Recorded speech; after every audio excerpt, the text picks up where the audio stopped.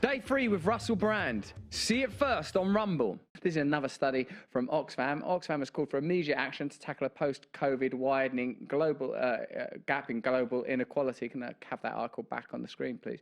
2/3 of new wealth amassed since the start of the pandemic has gone to the richest 1%. We talk a lot on this show about Naomi Klein and how when Naomi Klein was talking a lot in her book Shock Doctrine about the CIA agenda as implemented in Central and Latin American countries, this was a talking point of the left, the destabilization of sovereign nations so that the American corporate interest could be implemented and pursued in those nations was understood to be an area that was of concern for the left. This appears to be a narrative that has slipped out of the conversation in the sort of shuffling that's occurred in the last 10 years. I think a lot of the left have been duped over the last 2 or 3 years.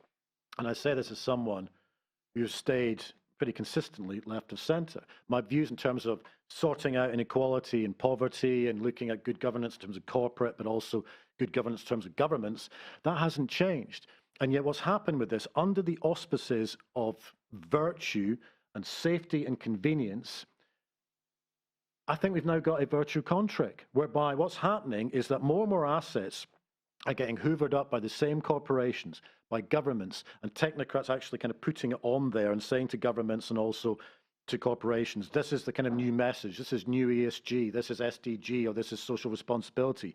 And governments then saying we've got to do this because it's in your best interest. But based on the track record of governments over the last 30, 40 years, there's no evidence to suggest that they are acting in accordance to the best interests of millions of people in the countries they're supposed to be governing.